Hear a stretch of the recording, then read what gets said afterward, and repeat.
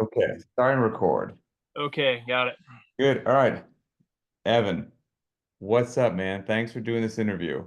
Absolutely. My pleasure, Pat. First of all, I don't know if you're flexing on everybody, but your background's already the coolest background of any interview that I've potentially ever done. Yeah. It's just this is just kind of work. This is just kind of where the magic happens, I guess.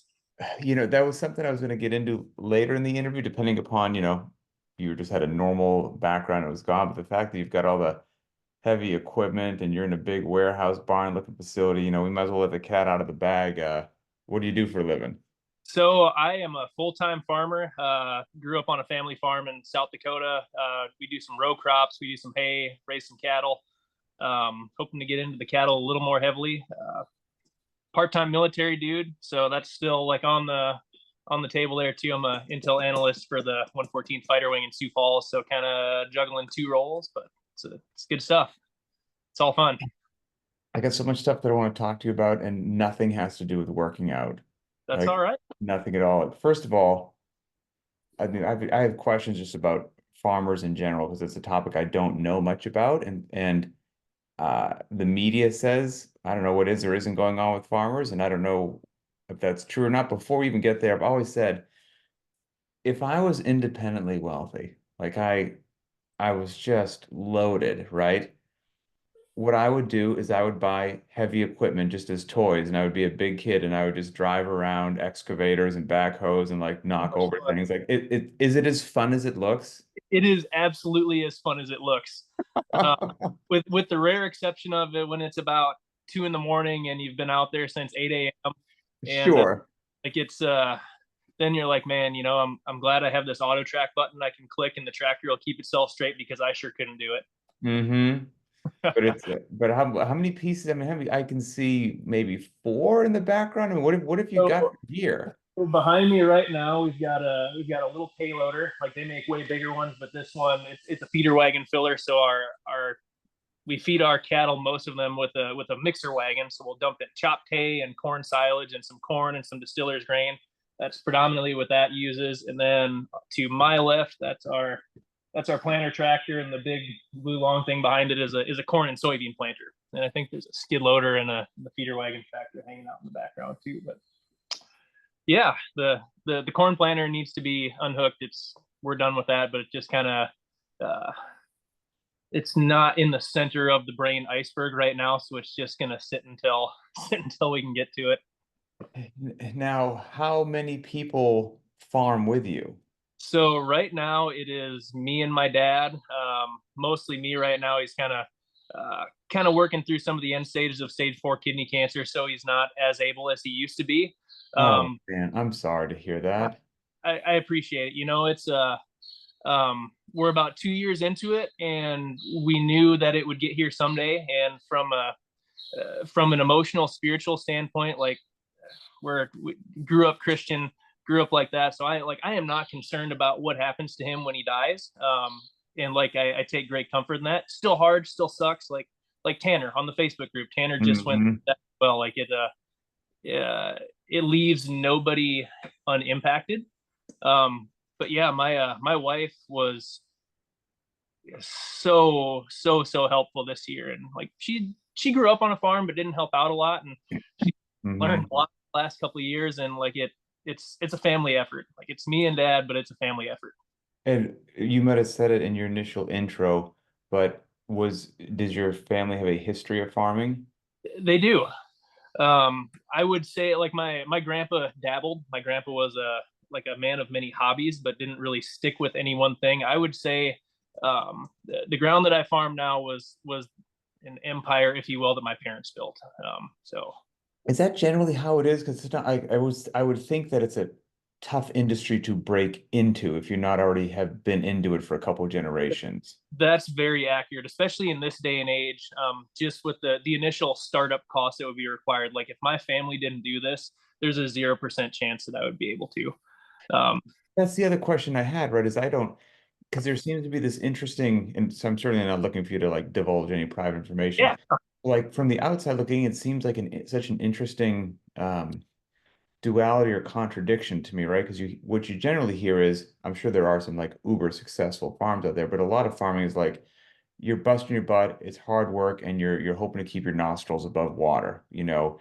And then looking at it from the outside, the outlay to just keep your nostrils above water is huge amounts of land, which is not inexpensive, and then hundreds of thousands of dollars of like profoundly expensive mechanized equipment to just keep your nostrils like it seems like such a bizarre contradiction. Like, so I'm curious, like, to actually talk to somebody.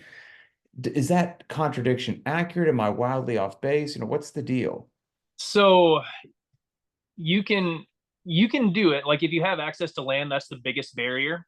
If you have access to ground, whether that's being able to purchase a little bit or rent some, you can buy old equipment that is very reliable. So the tractor that's right there, that is our 4440.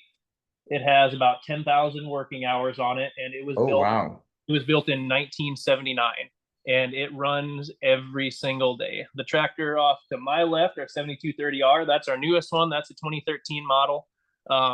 Like we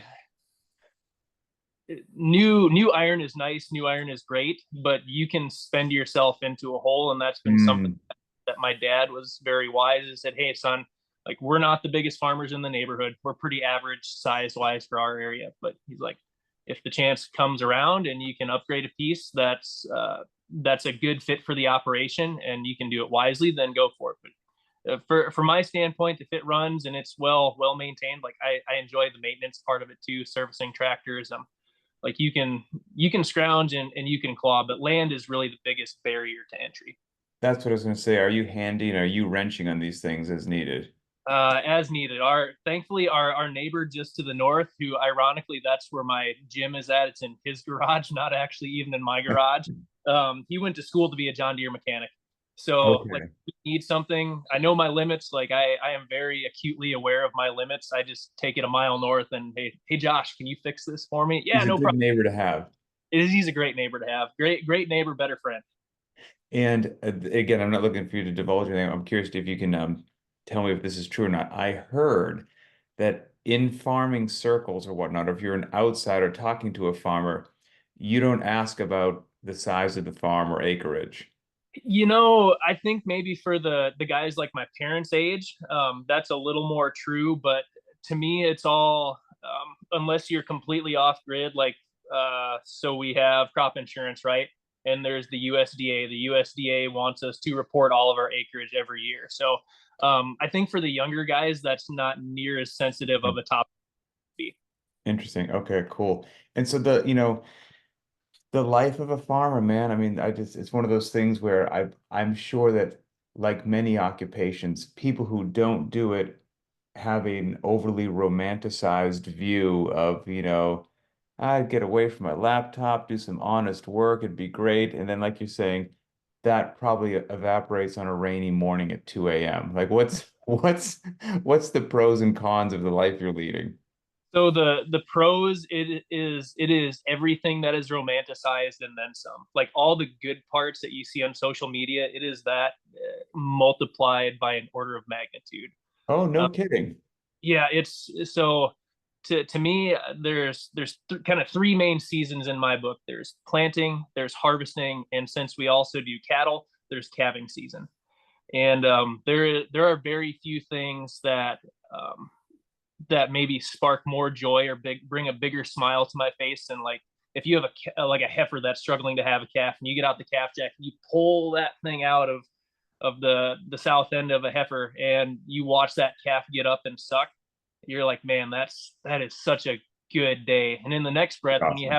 when you have one that doesn't go the way you wanted it to go, like that's when you have done everything you can and it still doesn't turn out, like that's not quite such a fun day. But You see the full cycle of life. you do, and you do from a young age. Like I wasn't old enough to see over a steering wheel, and I helped dad pull my first calf.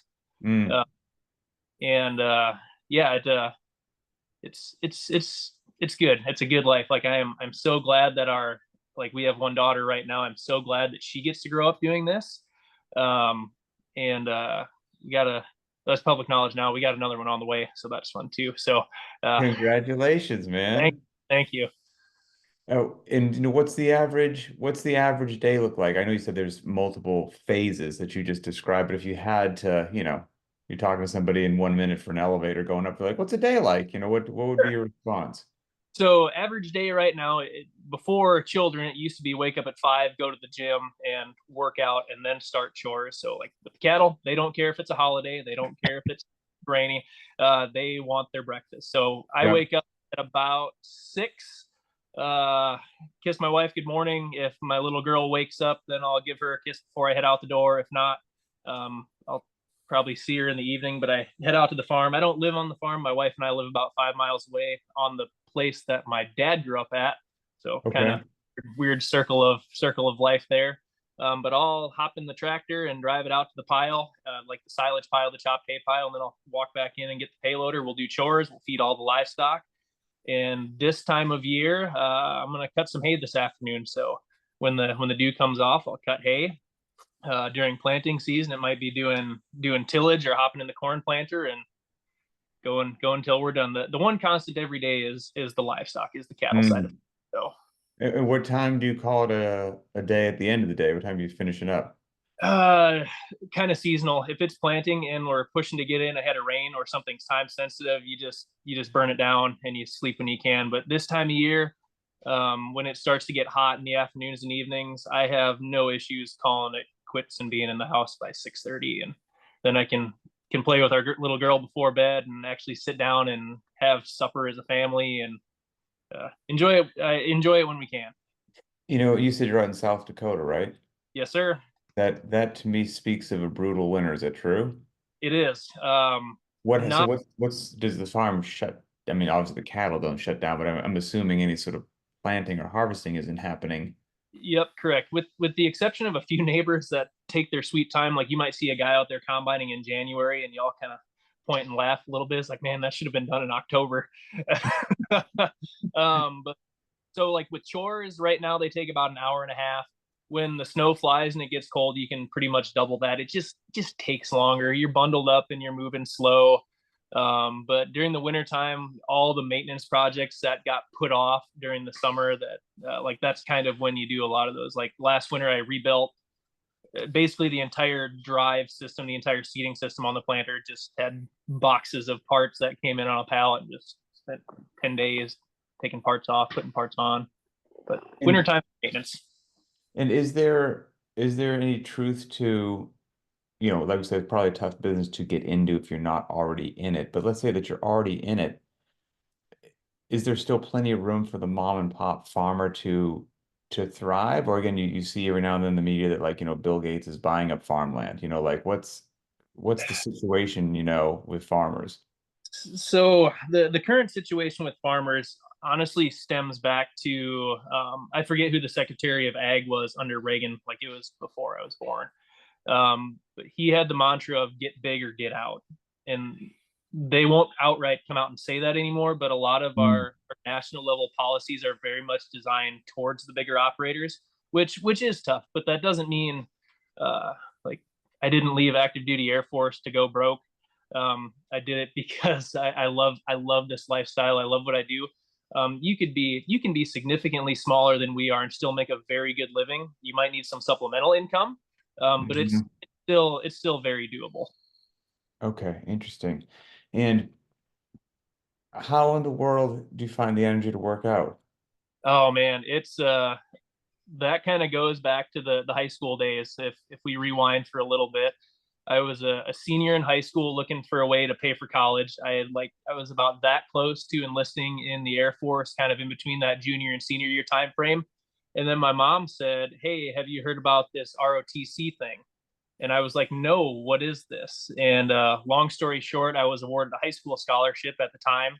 I don't know if they still give those out anymore, but I needed to pass basically a mock PT test, which my football coach administered for me at my high school. We had Okay. a gravel track, so I just ran around the block like he measured off around the Awesome.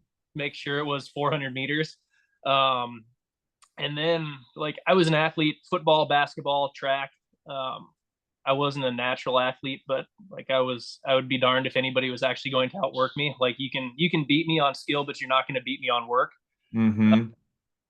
And after I graduated, ironically, I gained a whole bunch of weight during basketball and track, like the two very cardio intense sports. I gained a whole bunch of weight, and I stood on the scale when I graduated, and I was about 35 pounds over like the max weight for Mm, to qualify. Now I'd have taped just fine. Like if you'd done the tape test, I'd have been just fine. But I'm like, this right. is Yeah.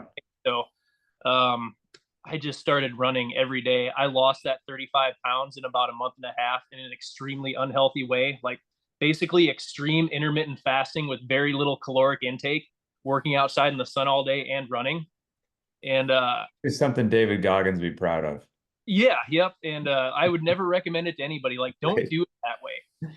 But if it taught me anything, it was like it was a lot of discipline before I knew I needed it. Like it doesn't matter if I'm tired. Like it just happens. It will happen.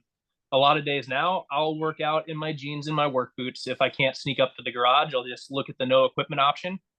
That's what I did this morning. I did the 1200, 1200, 50, 30, Mm, 850, 30, 4, 50, 30, like knocked it out in my work boots. I just ran down the road and 15 minutes later, we were good to go. good for you, man. That is absolutely impressive. And you said your gym is at a different location. It is, and so my buddy Josh, same John Deere mechanic, he lives a mile north and a half mile east of the farm. In 2017 timeframe, when I was going through Intel school, when I was like moving back, leaving active duty, had to change careers. I said he was kind of working out. Like we did a lot of the workout DVD stuff in high school and college. Like not bad, not Yep. cross, but like it's better than like it's orders of magnitude better than nothing. Absolutely. uh, he said, "Man, we should split the cost of a rower and an air bike. We can put the gym in my garage. Like this will be great." I'm like, "Cool, awesome." So we started acquiring equipment while I was still in Texas, and I moved back, and like at that time, I was pretty good at working out, but like I had no concept of how to adjust things for people. And like if I have it like since then, like I've kept my wife going, I've kept one of my other buddies going, and now Josh's 9 year old son actually joins me. Another story that's kind of fun, but man, I broke him. I remember the day that I broke him, and I can still see it in my face. And I was like, oh no, I have made a mistake. So Josh doesn't actually work out with us anymore, but he hasn't kicked Awesome. us out of his garage. And every year on the same day, I say, "Hey Josh, is it still cool that I work out in your garage every day?" He's like, "Yeah, man, that's cool." I'm like, "All right." That's fantastic. Oh, it's the Cindy style workout, but it's the EMOM. That was the one that it was on, and Kelsey. I videoed that workout, and I can see the moment on his face when his soul leaves his body, and that Yes. that he was done. That means you guys are true friends. Yep, yep. So, you know what something is I'll hear every now and then, especially with somebody in your occupation, right? It would be like, well, if you have a profoundly manual job, why in the world do you need to work out? Isn't what Yep. you're doing all day long? Like that's why I hear that. And so I'm curious as to you're living that life and you're still choosing to work out. Why? It's different. Like you can go back to like the high school football days. Like that's what I thought. Is like I work outside all day. I don't need to exercise. But it's just different. Like the I would not continue to work out if I did not feel that it made me better at my job. Like I Hmm. like Okay. being healthy. I love it. Like that's great. My wife says I look good. So like also a great added bonus. But it makes me a better farmer, if nothing else, for the between the ears. Like it, Gotcha. yep. And I guess if I was to sit back as an outsider and look in, um, potentially, well thought out strength and conditioning, especially like your line of work or somebody who was in construction, like if you're going to be, your body is a machine. If Mm-hmm. you do maintenance on your other equipment, like you want to make sure, you are strengthening your back, strengthening your posterior chain, getting in some good quality below parallel movement. So that when you have to go out and use your back and your hips to like chuck hay bales around or do whatever, that you've done some maintenance on the old machine. Pick up a 90-pound calf and throw him over your shoulder and in knee deep mud and try to sprint while the mother's behind you, like angry and not happy that you picked up her baby. Like it's functional, it's practical. There was a guy, not to take a side story, but there was a guy that I went through training with in the military, and he was a beast. There was a lot of beasts in the class, but this guy stood out like as a beast. His name was Chris, and he grew up, his parents were farmers, and he said that like the majority of his childhood, from whatever was the age that he was young enough to do it, his father would be in the tractor with it set at like whatever low gear it was. And his job was to not lose pace and like grab hay bale, power clean, chuck it on Yep. the trailer. Grab a wet hay bale, power clean it, chuck it on the trailer like all day long, year after year. It's like, dude, no wonder you're a freaking animal. When I was in Texas and actually going to a CrossFit box, there was a kid that, like, he was a monster, still is. I watch him, like, he's like almost Tanner Bennett strong, almost that strong. And his name was Shepard, and Shepard said, "Evan, like, you're at a CrossFit gym, but like you're crop fit. That's what you are." Yeah. Yep. There was that games athlete, Marcus Hendren, was a Yep. farmer. And And Colton Mertens, he's a pig farmer. yes, Yep. yep, yep. And I remember like Marcus Hendren, I'm sure he's significantly better now, but like back in the day, like wasn't known for like astonishing technique, but had like a 315 pound hang power clean that he would just rip around. It's like, my goodness, that's farm strong right there. Who do you think you are? Yeah, it might. I mean, that's crazy. So you've managed to now, assume you're not running your tail off like you said you were back in the day when you had to drop 35, 40 pounds. But if your diet went south, it would come back. So how have you managed since 2009 to keep all that weight off? Ah, the diet is not as tight as it could be. There was a period in there where, like, I did count macros, and it's just so much work. Oh, that Hmm. work, but kind of just knowing, like, like kind of knowing where I need to be at. Like, there's been times where I've been heavier, there've been times that I've been lighter. But like my happy walk around weight's kind of like 179 to 183. Like, that's a pretty Yep. consistent range.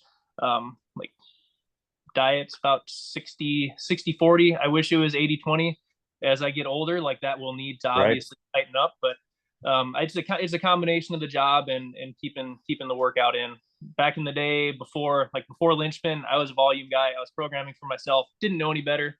When I was a missileer, like, you have a day and a half on, you're off for a day and a half. So it's like I would just work out when I wasn't doing anything. It's not because Mm. I like wanted to be that much better. It's like, well, it's fun, so we'll do it.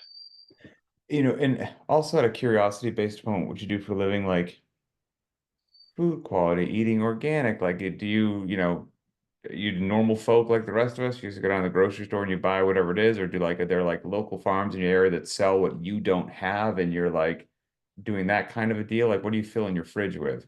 So, like, a little bit of both. There's some farmers markets in town. Like, we're primarily row crops. So we're going to grow corn and soybeans and alfalfa. Like, none of Mm. it's directly for human consumption. My wife planted a big garden this year, and that's awesome. So we do as much of that as we can. We fill our freezer with homegrown beef. Um, I wish I could say that all the labels in the grocery stores, like, you see the all natural, the organic, and all this. Like, I wish I could say they were significantly more than marketing. A lot of them are just marketing, though, That's what unfortunately. I've heard. Yes. Yep. And yeah, which is too bad, because I genuinely understand the desire, like, of the American people. Like, we want healthy food on the plate. Like, that is a super good and super awesome desire. There's just not a lot of there's not a lot of rules around a lot of the things, like the all natural. Like, that's kind of the big one of Mm. one of the most what am I Deceptive. yeah, kind of deceptive, kind of nebulous one. Just like, there's no actual standard as to what that actually means. Sure. But Define it however you want to define it. exactly. And like, we're not like a certified organic farm. We're pretty conventional. We do some tillage, we use some herbicide. But like, there's a place for all of it, right? Like, Hmm. it's not an organic good, conventional bad, Right. organic good. Like, we can all learn from each other and take little practices that fit here and there, because the reality is, like, every acre is different, and every acre should Right. be managed appropriately. And I've heard that from so many different people that like when I go to the grocery store, I see the whatever regular bananas and the organic bananas with the special label on them, for like 75% more. I'm like, I'm not paying 75% more because it says Yep. I'm getting these regular bananas. And I think I'm going to be probably pretty darn close to whatever it is you think that you're getting with the organic bananas. And so who knows? What a It's it, marketing, clever marketing, it is, it is. But give, give me a little walk down, you're a relative, I shouldn't say really, you became a father in December of 2022. So what's that, about a year and a half ago? he is a year and a half old, and with the 4th of July yesterday, and running around with her little toddler friends. Oh man, she's so much fun. Oh gal, dang it! I was looking forward to being a dad. Like when that happened, it was just something that was kind of always in there. But it is like it's unlike anything. Like it's like it is unlike anything you could ever possibly experience until you do it. 100%. And that's, and at what age will the little one be riding in your lap in the tractor? Oh, already happened. She was actually mom got to give her the first tractor ride. She was about 4 months old in that 2023 season when we were starting tillage, and she brought her out and put her in the car seat and just set her on the floor of the tractor, and she drove back and forth for about 6 hours that day, and yesterday we were stacking some bales. Had oh flies go away.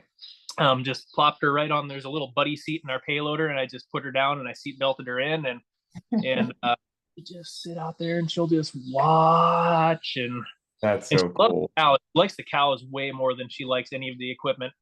We keep our replacement heifers at our place. So a replacement heifer is one that was like a heifer calf, a female calf that was born last year that we are going to insert into our herd going forward. Okay. And she'll come outside, and if they're up by the water tank, she'll go cows, like just a cry of joy. So happy. Go, and it's so good. It's so good. I would tend to think for a kid, like, obviously got to stay away from anything that's dangerous, but like growing up on a farm, like the room, the space, the gear, the animals, there's going to be just so much like adventure and like honest play Oh that you yeah. get to do. When I was growing up, I knew I was in trouble, like actually in trouble when Dad said, "You go in the house now." Right, right, right. And it's not go outside. It's like you go in the house now. Oh man, that's super cool. Well, I mean, I think your story is fantastic. It's an occupation that I was very intrigued to hear about and learn about, and I appreciate you sharing a bit of it. So, any kind of parting thoughts for anybody out there that maybe like yourself, you work a long day and your job makes you tired at the end, and you're just trying to somehow find a way to get back on the fitness wagon. Any tips or tricks?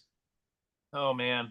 Um, my high school football coach said discipline is deciding what you want most over what you want now. So like you need to look inside yourself and say, what do I want most?